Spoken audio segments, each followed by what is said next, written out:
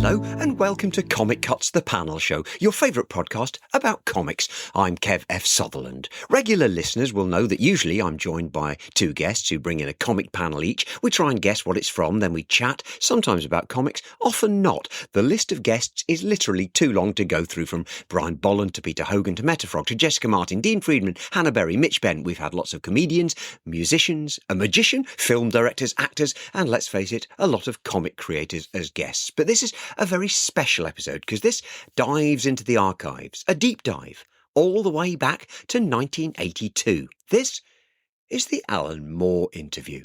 Comic Cuts. We're looking at a panel, and we comprise a panel. There's a few of us, so the panel sees a panel, and we talk about the comics from the panel we discuss, and we call it Comic Cuts. At the Comic Convention in London in 1982, my friend Steve Noble and I, you'll know him as Shameful Steve from the Bristol Cult Film Society Cult Film Podcast and elsewhere. Back then, we were spotty students and we took a tape recorder to the con in the hope of interviewing some guests for the fanzine Fantasy Advertiser. We got an interview with Steve Dillon, a tiny chunk of which you'll have heard on an earlier episode here, and we got this. An interview with Steve Moore and Alan Moore. Steve Moore, sadly no longer with us, was the author of Warriors strip Father Shandor, adapted, as you'll hear him explain, from the Hammer horror films. And Alan Moore was currently writing Marvel Man, this is 2 years before it got renamed Miracle Man, and V for Vendetta for Warrior. He had also just written Skizz, which you'll hear him discuss, for 2000 AD, but he was yet to create Halo Jones and was yet to make his move to writing for DC Comics. The tape recorder we took along and the cheap cassette we used were clearly awful. And so my biggest thanks have to go to Helen Quigley, friend of the podcast. Check out her episode from earlier in this series, who is a top-notch audio producer. Do listen to Through the Brown Window, the excellent comedy podcast she produces. She managed to rescue this from an almost inaudible recording. In fact, much of the recording was beyond even her salvaging skills. And, as you'll hear, it ends very abruptly when it seems we start recording another interview over the top of it.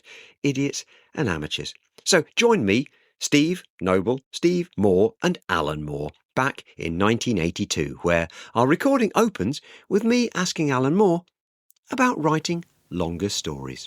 Does Alan Moore want to write comic novels and have the short stories as light relief? Yeah, I mean, sort of, basically, you'd go absolutely batshit if you just did sort of long novels all the time, and likewise if you just did short stories all the time. It's sort of... I mean, they do require two completely different approaches. Yeah. Which is where the novelty comes into it, because you need a few. You know, I've just done 6 Shandors, now I can write a short story. Yeah, and it's sort of, also, it stretches you. I mean, I wouldn't like to say, yes, I definitely do want to write graphic novels. I mean, I do, but that's not all I want to do. You know, I mean, I'd like to sort of experiment with a hell of a lot of forms, you know, and sort of, all of them require a different discipline, and discipline is the main thing to me. You know, I mean, that it's interesting that sort of, I mean, if you're writing a little 15-frame future shot, there's an incredible amount of discipline. You've got to get your whole plot, all your characters into those 15 frames and resolve it nicely and all that, have a few jokes along the way. If you're writing something like the new things that are coming up with Bolted, these 40 pages, which you may have heard of, that's an entirely different discipline. You know, well, basically what we're doing, if it's of any interest, is sort of, we're going to sort of counter some of the main criticisms that have been levelled at Warrior, i.e. that sort of we've got too many stories in it. And they're too short. And they're too short. By having sort of, the first one I believe will be a Marvel Man 40-pager by me and Alan Davis. I think the next one will be a Press Button 40-pager by Steve Dillon. You know, just one complete novels, you know. So, and that'll allow us to get something out of our systems that we wouldn't otherwise have done. You know, but it's basically, there's something to be learned from, and there's some pleasure to be had in all of these sort of different disciplines, different types of story. Either of you worked for the films at all in writing? Well, Yeah, you're trying. I've written 4 movie scripts, none of which were ever made, and I got paid for one of them. Did you? For half of one of them. That's not bad. I'm doing some video stuff at the moment. There's a video company called Nutland who are bringing out an hour-long science fiction video adapted from comic artwork, in that, so they'll have a very detailed panel. And with actors doing the voices, they'll zoom in on one character's face, zoom in on a detail in the background. Interesting, you know. I mean, originally it was going to be Steve Dillon, Gary Leach, Brian Talbot and Nick Austin doing the visuals, but they all bottled out because, you know, artists ain't going to stay in power if they, you know. No, it's all. So we got, I think there's Don Wazajewski, Oh, he's great, yeah. He's doing something for it. I mean, it's mainly a lot of people, fan artists and stuff like that, who are doing it now. But yeah, I mean, and of course, I do the sort of the drawing that sounds, if you can dignify it with the term drawing, and you know, a bit of music journalism, you know, stuff like that. I mean, I think comics is probably always going to be first look. One thing I've never quite ironed out is the Kurt Vile Pedro Henry relationship. Now, at first, We're just good friends. it's quite clear cut that Pedro Henry is always me. Yeah, it is always. Kurt Vile is almost Alan Moore. Right, moving on to V for Vendetta. Go away, Steve. No. Moving on to V for Vendetta. Did you read John Wagner's Apocalypse War thing, the Judge Dredd long thing? Yeah. The future you're predicting, I mean, you're putting forward quite sound ideas, and I didn't find John Wagner's story to be doing that at all. It was sort of lay bomb or sweep on then thing. How do you relate to that? Well, I mean, John Wagner, I've got the greatest respect for, you know. I mean, he's handling a different area. I mean, Judge Dredd is a fantasy. V is a fantasy as well. It's a different sort of fantasy. I'm trying to go more for the semblance of reality. Now, that's all I'm going to get, because the future's not, whatever happens, it's not going to be half as dramatic as the stuff that's in V for Vendetta. It's probably just going to be boring and sort of, you know, just the same as it's been for the last sort of 2,000 years or whatever. Right. But in the Apocalypse War, I mean, with Judge Dredd, you've got to have a lot of flash. That's what the strip's built on. Big bikes, big men, big guns, big monsters, things like that. And so John Wagner's version of Nuclear War, as applied to Judge Dredd, you've got to have all those elements in it. And I think that at the same time, to the readers of 2000 AD, I think that he probably did a pretty scary vision. I mean, there was the Captain Skank story, where nukes were launched, and you had 4 or 5 panels where you've got some people on a building, and he actually he broke down as clearly as you would get in a CMD booklet what the blast effects are. Yeah, and it was terrifying. I like that. And I mean, that was read by sort of probably 200,000 people. Also showed the uselessness of civil defence. Yeah, and it can't be bad. You know, I mean, that's just one way of tackling. Now in V, it's a much more grim, you know, sort of flat, John Le Goddard sort of atmosphere, which is going to sort of hit people on a different level. Hopefully, you know, the people that John Wagner doesn't impress, we will. You know, I mean, I suppose we're both basically trying to say the same thing. You know, but it was perhaps more a current political aspect of who John Wagner was saying was dropping the bombs and who you were saying was. I mean, in yours, the bombs were all past tense. Yeah, and I don't. Remember, that's what you said. They didn't know who dropped them and didn't. That's it. It was just a sort of a really miserable, shitty, confused war, with what I imagine it will be if it ever happens. But with John's, it was very much the nasty Reds are going to. But I don't think that John Wagner was trying to sort of come in for any anti-communist propaganda there. I mean, sort of John stuff. He treads a very fine line, John, that I envy, and that sort of there's a lot of parody there in Judge Dredd, in that sort of. Nominally, they're the heroes. On the other hand, I think that John is very conscious that they are a fascist police state. You know, I mean, and I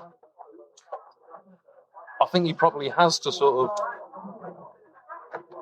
In 2000 AD, you probably can't afford to get into such muddy moral areas as we do in V. I mean, like in V, we're trying to portray the fascists as being, in some ways, as sympathetic as the main character. I mean, although my own personal political beliefs are very strongly anti-fascist, it wouldn't be fair of me.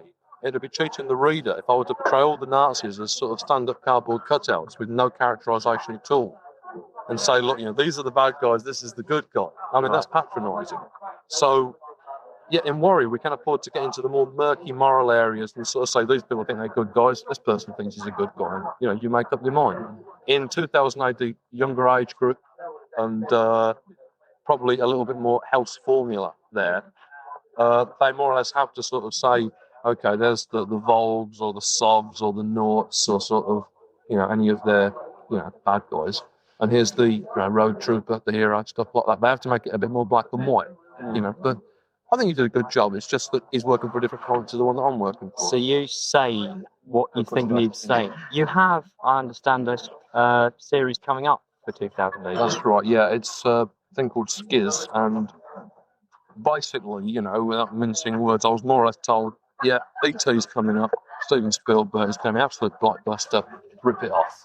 You know, I mean, not as boldly as that, but I mean that was basically the gist of it. So what I'm trying to do is to sort of rip it off the class, I suppose. You know, that I mean, I'm given that you've got an alien, you've got a sweet little kid. You know, I'm trying to do something that has got a lot more of me in it than just a Steven Spielberg rip-off. You know, so yeah, that's coming up shortly. You know, that's my first series of 2019. I'm quite happy about it. You know. I want to ask you something that's quite irrelevant, really. Which one is that? Father Shandor. Yeah. Have you ever had any problems with copyright over it? Because it's owned by Hammer Films, the character. Yeah, well, what happened was that Des bought all the artwork and the rights to House of Hammer. Now, I mean, if Warrior suddenly started selling 500,000 and we were all sort of driving around in Rolls Royces, then there might be some comeback. Kiddies with Father Shandor t-shirts. Yeah, but the thing is that legally he is covered because in the original film, Shandor was spelled S-A-N because it's Hungarian. Also, a hell of a lot less interesting than he is in the strip. So, I mean, it's one of those things where we're pretty sure nothing's ever going to happen, and we are defended if it does. Yeah. But I mean, I think Des broke up in a fairly good spirit with the Hammer Films. So, yeah, we're all right there, and I think we can now claim that we have developed the character into something that it never was in the film. It's a new character. I was wondering, do you ever feel? I mean, wouldn't you rather be creating your own stuff than being told to rip off BT or whatever? In an ideal world, yeah. I mean, sort of. But at the same time, like I say, restrictions and challenges are pretty much bread and butter. I mean, I love them because if, like, say, well, when they asked me to do some scripts for Pust and, you know, do whatever you want, basically. And I had a hell of a time. It took me about, a couple of weeks. It's a long time for me to think of anything to do because I froze. You know, in a field of infinite possibility, what do you do? You know? And I mean, what I had to do eventually was to invent restrictions for myself. You know, so right, I'm going to set this here. I'm not going to have this. I'm not going to have that. I'm not going to do this. And then I could work once I'd sort of built something to kick off from. But and so like with ET, with Skizz, sorry, the challenge is that sort of, I've got to do something which will probably most thinking people will say is ripping off ET, and I've got to do something which has got an identity of its own, despite the fact that it's going to be monstrously overshadowed by the film, you know. But if I pull it off, that'll be nice, you know. But I would rather be doing like the stuff for Warrior, where we just create it out of the whole cloth. So you don't have some pockets full of little biro notes or written on the back of beer mats saying, "Oh, that's got to be turned into a script." Well, no, I mean, that's not to say that I don't. I'm influenced. I mean, I'm a great plagiarist. You know, I mean, very often unconsciously in my own defence, but. It's it's really embarrassing. There's been a couple of future shocks that I've found out after having written them and seen them in print have been ripped off in Stephen King stories. The trucks, right? And that got a story at the time. It's identical. Well, yeah, it's almost down to the dialogue. I mean, the thing is, I'm blessed and cursed with a photographic memory, which is it's great, you know. But but you can't remember things. Can't remember things. You know, I mean, look, not only was that story ripped off from the Stephen King thing, but the title of it, "All of Them Were Empty," is ripped off from the David Gerald. Might be David Gerald. And another American sort of science fiction writer. He had a story called "All of Them Were Empty." You know, so yeah, I mean, that's a case where it does let you down. On the other hand, what I think I try to do is to sort of, I'll see a piece in a film, there's a little sequence, 2 seconds long, I think, you know, there's a bit in a book where there's a certain atmosphere conjured, and I think, you know, or a bit of dialogue, a bit of a radio, a lyric on a record. And they all get sort of stirred around in the sort of cerebral stew. And you can never remember where they came from. Yeah, and what emerges is something which has been filtered through my personality and stuff, and is probably as original as you're going to get. I think that everybody, you can't escape influence, you know. So, you know, I mean, it's best to be conscious of it at least, you know. So sort of, I don't walk around with a notebook and pencil, but it all gets sort of in there somehow, you know. You're a big follower of factual material like Pat Mills? Not half as much as Pat Mills. I wish I was, but I haven't got that sort of discipline, you know. I mean, it's sort of, I sometimes do tend to absorb a lot of information. I read newspapers and magazines and Private Eye and stuff like that, and if there's a piece that's interesting, then I'll file it away. You haven't thought of getting into anything like that, the satirical writing?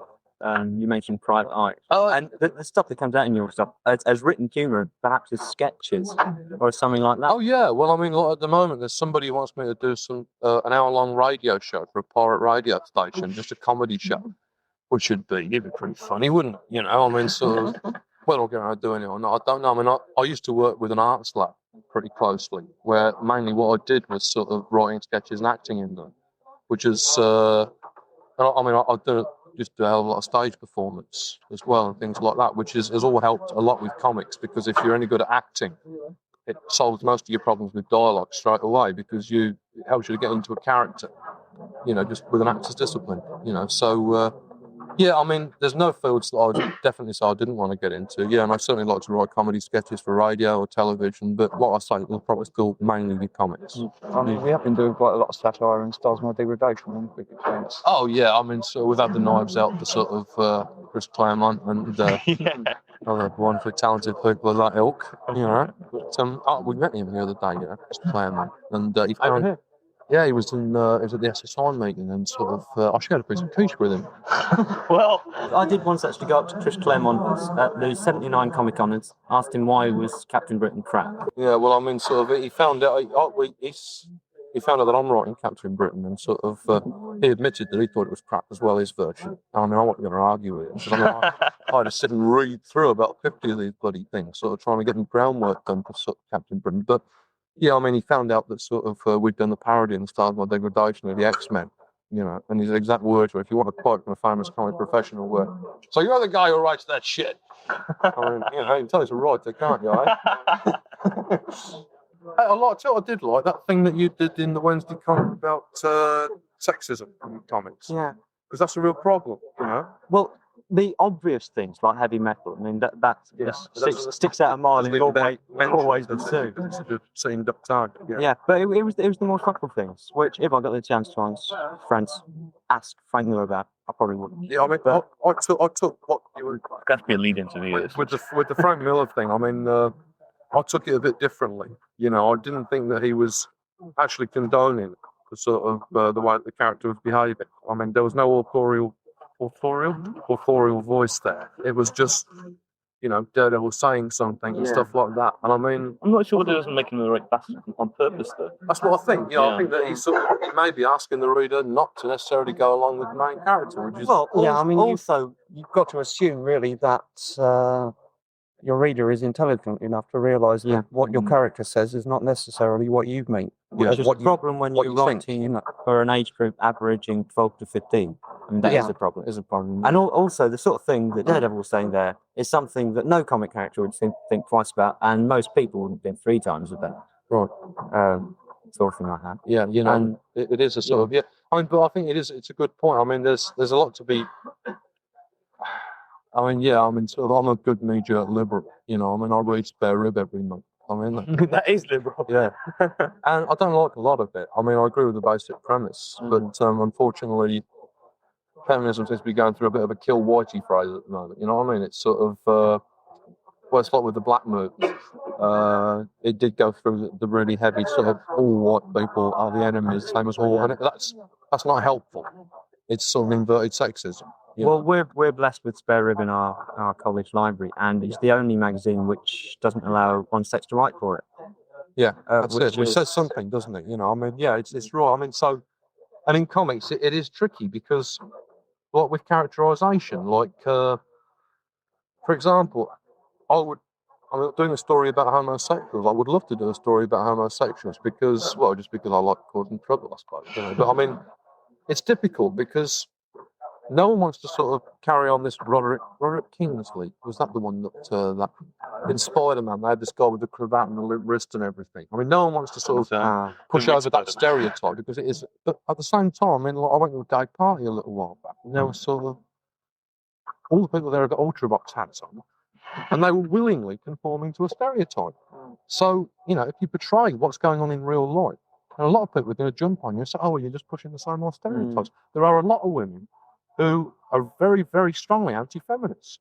I mean, I've been there sadly deluded, but I mean, you portray one of those women, and everyone immediately assumes that that's the line you're pushing. That is because that is the major portrayal of women. Well, but anybody who were to write about that would you hopefully your viewpoint would come across. Hopefully, but it's always a tricky point. I mean, You balance things. when The thing is just having the right standpoint when you create your characters and make them say anything. I mean, I've got into a hell of a lot of shit because sometimes I've had, when I just did the Roscoe Moscow strip for Sounds, where the central character was mentally ill, an alcoholic, a woman hater, terrified of women, terrified of homosexuals, terrified of blacks, a real chronic xenophobe. And in some ways, still a sympathetic character, despite all that. And I had this one episode where he sort of is coming out with all this really obvious sort of anti-homosexual stuff, and I thought, this is going to be really funny because people are going to sort of see how silly these attitudes are. And I got this really vitriolic letter, that somebody wrote in just basically accusing me of sort of being, actually, so I was anti-Semitic. I don't know how that got in there, but I mean, at one point I was called anti-Semitic, sort of, why don't you go and roast some Jews, you anti-homo sort of. More an hour more interview with the guest. And that's sadly where it ends. I hope you appreciate this nugget from the vaults. I'm sure I've got more hidden away that'll see the light of day eventually. In the meantime, I do hope you're enjoying listening to the back catalogue of Comic Cuts, the panel show, where my guests bring in a panel and we have a guest and a chat. It sounds a lot like this. This is not suitable material for Barbie fans. With a swastika on his shirt. He's got his trousers down, his bum out, and he's standing with his feet in a bucket of pig shit on a stage. There's lots of people looking behind him, and he's saying, oh yes, I can feel it coming out now. Go on, fuck off out of it, you blasted queen. Growing up, I wanted to be a ninja. And there'd be a bunch of Nazis going in one direction, a bunch of knights going in the other direction. And he's trapped inside a cosmic beanie cap. A week later, they were outlawed in the UK. Wow. Comic Cuts. We're looking at a panel, and we comprise a panel. There's a few of us, so the panel sees a panel, and we talk about the comics from the panel we discuss, and we call it Comic Cuts.